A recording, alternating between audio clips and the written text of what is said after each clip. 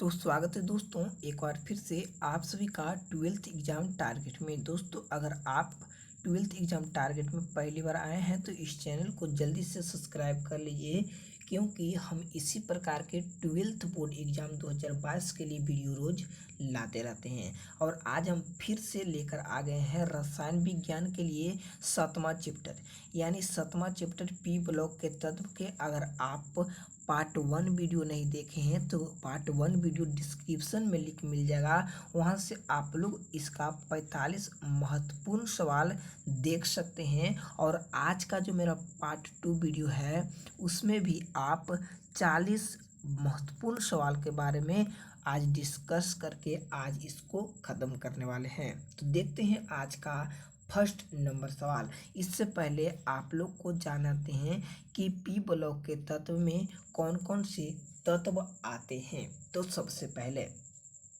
वर्ग 3A, यानी वर्ग 3A को हम लोग क्या कहते हैं तो बोरोन फैमिली कहते हैं।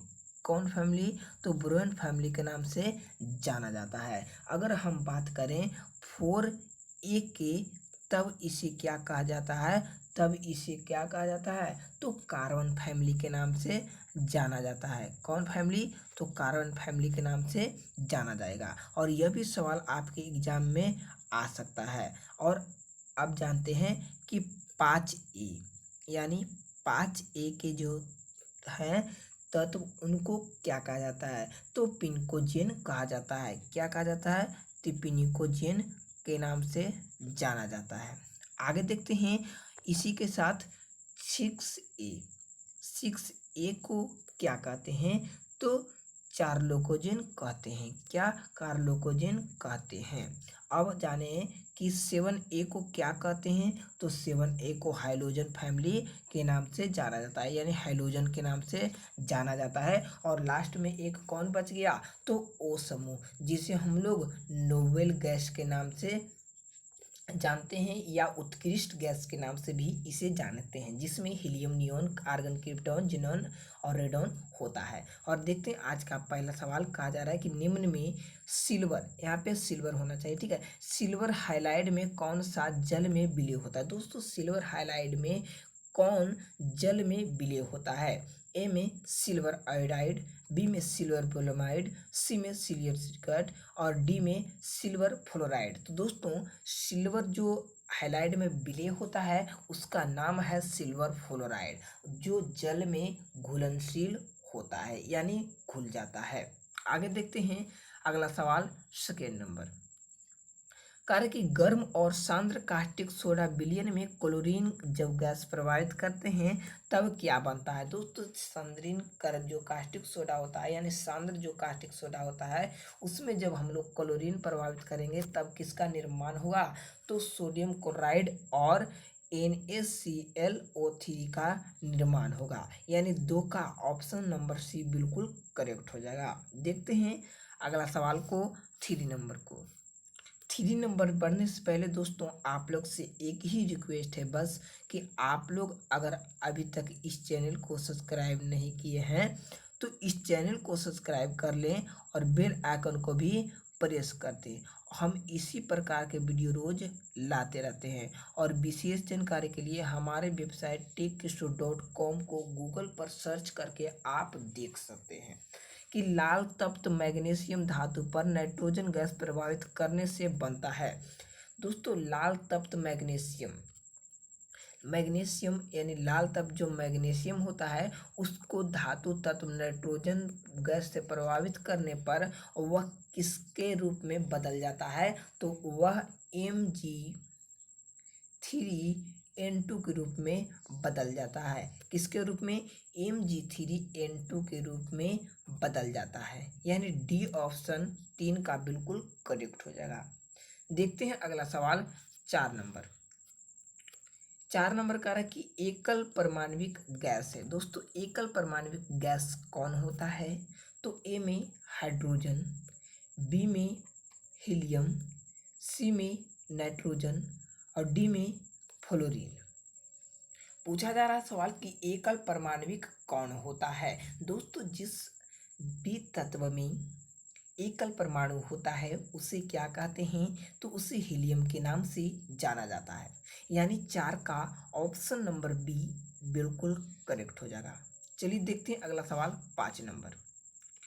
5 में कह रहा है कि निम्न में कौन नाइट्रोजन ऑक्साइड नाइट्रस अम्ल का अनहाइड्राइड है। दोस्तों कौन सा जो नाइट्रोजन ऑक्साइड है वह नाइट्रस ऑक्साइड, यानी नाइट्रस ऑक्साइड बोले तो N2O। इस प्रश्न को हम अगले क्लास में भी डिस्कस किए थे। N2O को क्या कहते हैं, तो लाफिंग गैस के नाम से जाना जाता है। किसको, तो नाइट्रस ऑक्साइड को। और नाइट्रस ऑक्साइड जो नाइट्रोजन ऑक्साइड है और नाइट्रस अम्ल के साथ अनहाइड्राइड है तो उसे क्या कहा जाता है, तो N2O3 के नाम से जाना जाता है। यानी 5 का बी ऑप्शन बिल्कुल सही हो जाएगा, N2O3। आगे देखते हैं अगला सवाल 6 नंबर। आर्थोफास्फोरिक अम्ल की क्षारकता क्या होगा। दोस्तों आर्थोफास्फोरिक अम्ल की जो क्या होती है, उसका जो क्षारकता होता है वह कितने के बराबर होता है आपका, तो वह 3 के बराबर होता है।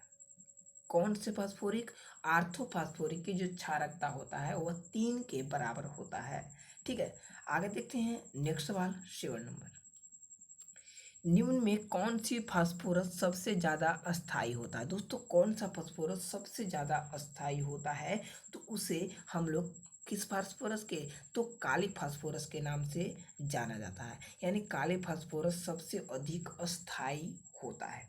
ठीक है, यानी 7 का सी ऑप्शन बिल्कुल करेक्ट हो जाएगा। देखते हैं अगला सवाल 8 नंबर। जब जल की अधिक मात्रा BiCl3 विलयन में डाली जाती है तो क्या होता है। दोस्तों जब किसकी मात्रा, जल की अधिक मात्रा में BiCl3 को हम लोग किस में डालते हैं, तो जल में डालते हैं, तब किसकी मात्रा अधिक हो जाएगी, तो वह BiCl जल अपघटित होकर BiOCl का जो सफेद अवच्छेद देता है, यानी सफेद जो अवक्षेप देता है उसी की मात्रा बढ़ जाता है। यानी 8 का सी ऑप्शन बिल्कुल करेक्ट हो जाएगा। चलिए बढ़ते हैं इसी के साथ अगला सवाल 9 नंबर। कार्य कि निम्न में कौन पेंटाक्लोराइड नहीं बनाता। दोस्तों निम्न में कौन पेंटाक्लोराइड नहीं बनाता है, तो उसे NCl5 कहते हैं। यानी NCl5 जो है वो पेंटाक्लोराइड नहीं बताता है। कौन, तो NCl जो 5 है वो पेंटाक्लोराइड का निर्माण बिल्कुल ही नहीं करता है, बाकी सब करता है। आगे देखते हैं अगला सवाल 10 नंबर।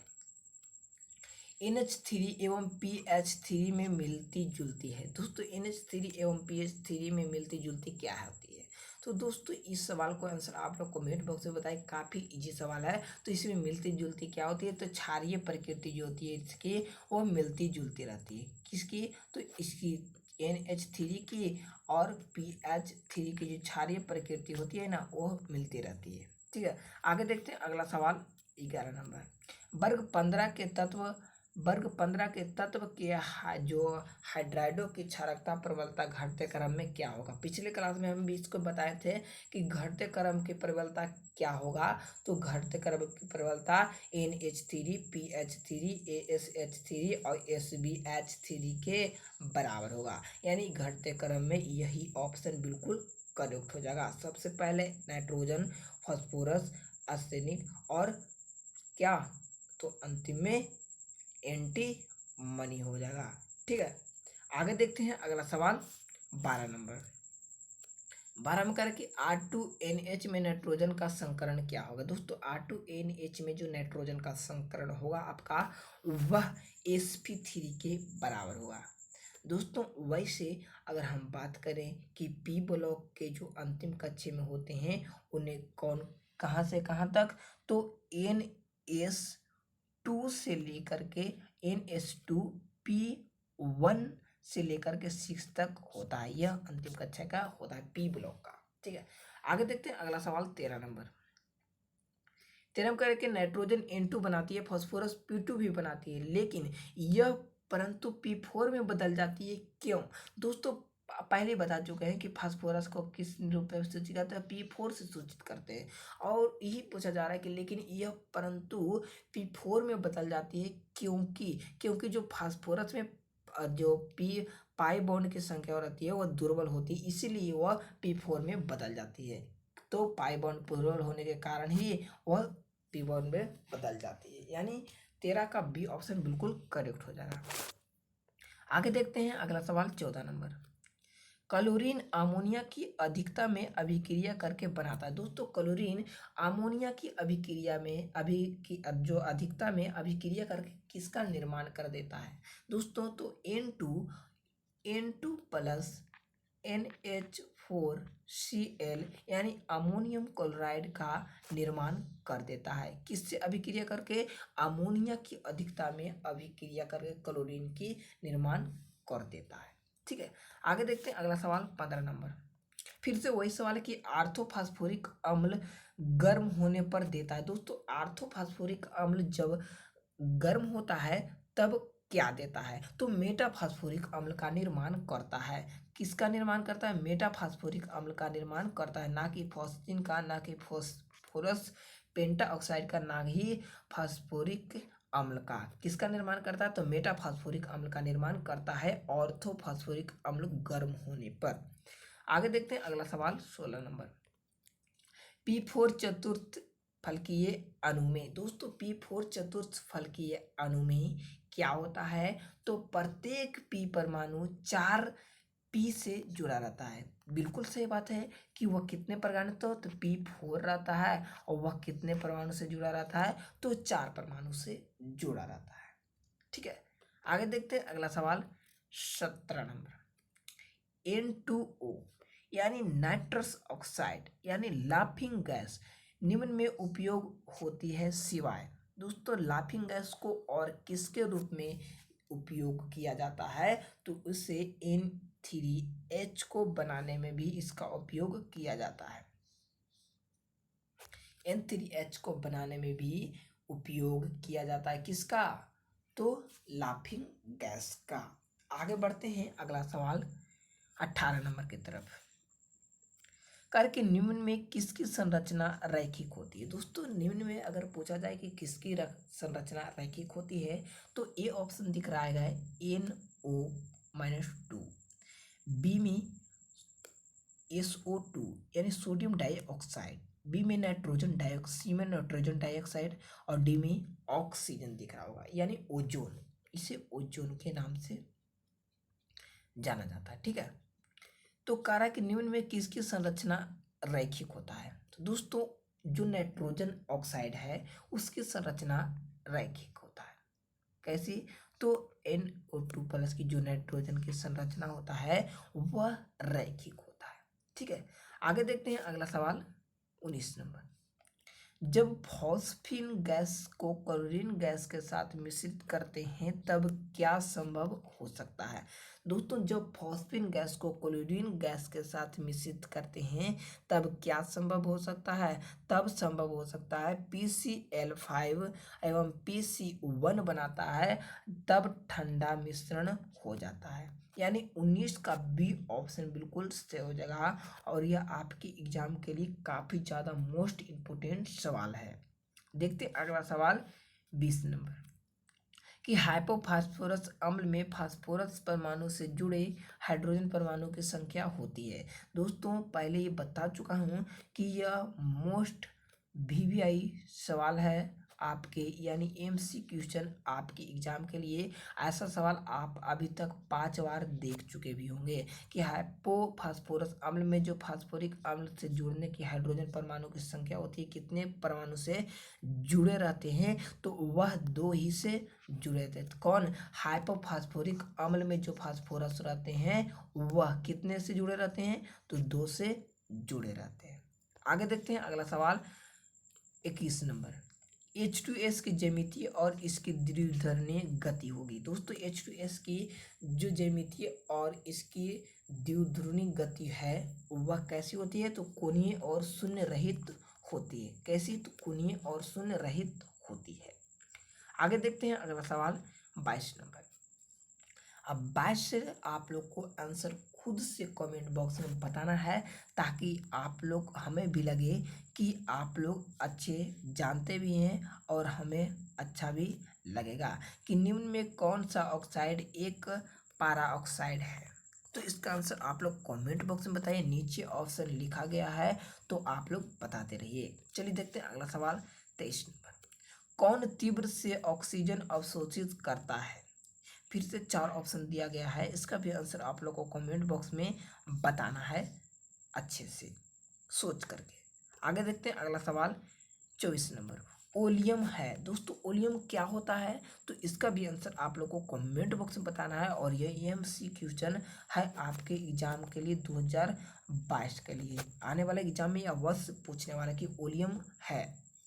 ओलियम दोस्तों, ऐसे तो हम लोग ओलियम अम्लों के राजा को ही कहते हैं, इतना हिंट से आप लोग बना सकते हैं। आगे देखते हैं अगला सवाल 25 नंबर। सल्फर अणु है दोस्तों, सल्फर अणु कैसे अणु होते हैं? ए में द्विपरमाणुक, बी में चतुर्थ परमाणुक, और त्रिपरमाणुक, और डी में कर अष्ट परमाणुक। तो आप लोग इसका आंसर खुद से कमेंट बॉक्स में बता सकते हैं। आगे देखते हैं अगला सवाल। डाइब्रोन में बोरोन की प्रसंस्करण होता है दोस्तों, डाइब्रोन में जो बोरोन की प्रसंस्करण होता है उसे किस नाम से जाना जाता है? तो इसका भी आंसर आप लोग को कमेंट बॉक्स में अवश्य ही बताना होगा।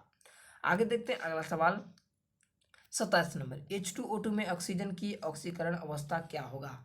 आप लोग इसका भी आंसर कमेंट बॉक्स में बताना होगा। और यह सवाल आप लोग 10th में ही अच्छे से पढ़ लिए होंगे दोस्तों। अगर आप लोग इस चैनल में पहली बार आए तो इस चैनल को जल्दी से सब्सक्राइब कर लें और बेल आइकन को भी प्रेस कर दें, क्योंकि हम इसी प्रकार के वीडियो रोज लाते रहते हैं। आगे बढ़ते हैं इसी के साथ अगला सवाल 28 नंबर। SO2 सूर्य में जो SO2 सूरज के प्रकाश में क्लोरीन यानी सल्फर डाइऑक्साइड में के जो सूर्य हुए प्रकाश में कर जो क्लोरीन है उसके साथ अभिक्रिया करके क्या बनाता है दोस्तों? जब उससे अभिक्रिया करता है तो वह किसका निर्माण कर देता है?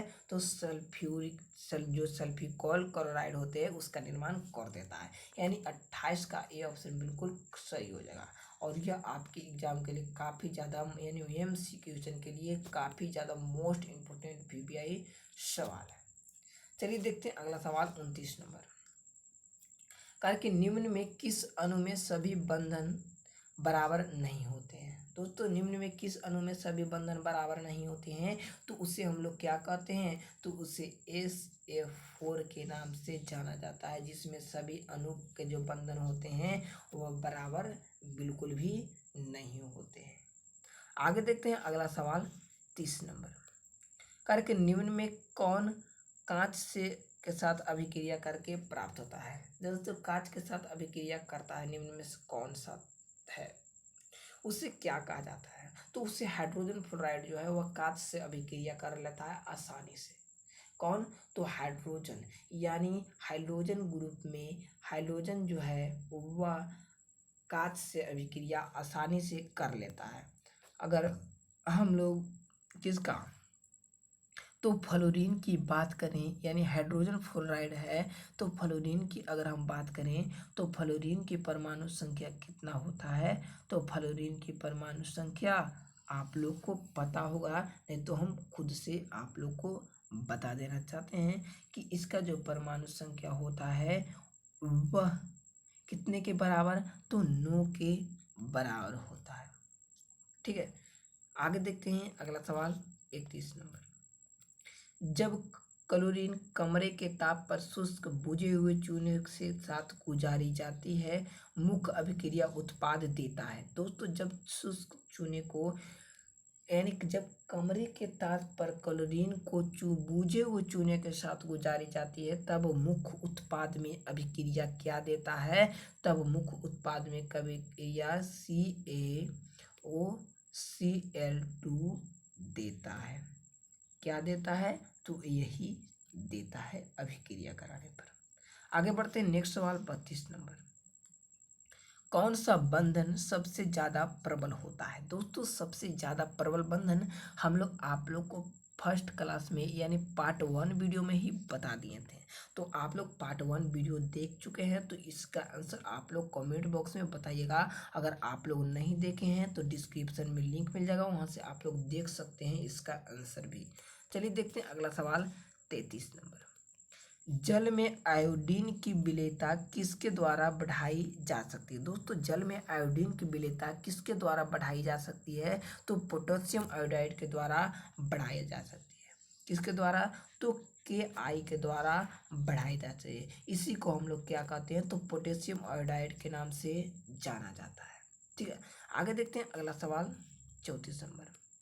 आयोडीन के साथ थायोसल्फेट का ऑक्सीकरण देता है। दोस्तों आयोडीन के साथ थायोसल्फेट का ऑक्सीकरण क्या देता है? तो हमें वह टेट्राथायोनेट आयन का निर्माण करता है, यानी टेट्राथायोनेट आयन देता है। 34 का सी ऑप्शन बिल्कुल करेक्ट हो जाएगा, टेट्राथायोनेट आयन बनाता है। आगे बढ़ते हैं अगला सवाल की ओर 35 नंबर। जब क्लोरीन जल सूर्य के प्रकाश से संपर्क में आता है रंग बदल जाता है, जो कि होता है। दोस्तों रंग बदल जाता है तो वह किस कलर में बदल जाता है? तो हरे पीले से रंगहीन में बदल जाता है। वह कैसा रहता है? पहले तो हरा पीला रहता है और फिर कैसा में बदल जाता है? तो रंगहीन में बदल जाता है। यानी 35 का डी ऑप्शन आप सभी का करेक्ट हो जाएगा। चलिए बढ़ते अगला सवाल 36 नंबर। और 36 नंबर का अभिक्रिया आप लोग को खुद से बताना है, और यह सवाल आपके एग्जाम में कई बार पूछ चुका है। आप लोग क्वेश्चन बैंक में भी उलट कर देख लीजिएगा। देखते अगला सवाल 37 नंबर। F2Br2 की अपेक्षा अच्छा ऑक्सीकारक होता है, इसका क्या कारण? दोस्तों फ्लोरीन और ब्रोमीन की अपेक्षा अच्छा ऑक्सीकारक होता है, इसका क्या कारण है? तो इसका सिर्फ एक ही कारण है कि फ्लोरीन की ज़्यादा विरुद्ध ऋणात्मकता होती है, इसलिए वह सबसे अच्छा ऑक्सीकारक होता है। यानी फ्लोरीन की निगेटिव बिंदु सबसे ज़्यादा पाया जाता है, इसलिए वह अच्छा क्या होता है? तो अच्छा ऑक्सीकारक होता है। ठीक है, आगे बढ़ते हैं अगला सवाल 38 नंबर। कार्य के हाइड्रोजन हैलाइड का ऑक्सीकरण सभी हाइड्रोजन के बनने की प्रयोगशाला एवं औद्योगिक विधि होती है, सिवाय हाइड्रोजन हैलाइड की जो है उसमें ऑक्सीकरण सभी हाइड्रोजन के बनने प्रयोगशाला एवं औद्योगिक विधि है, सिवाय कौन से?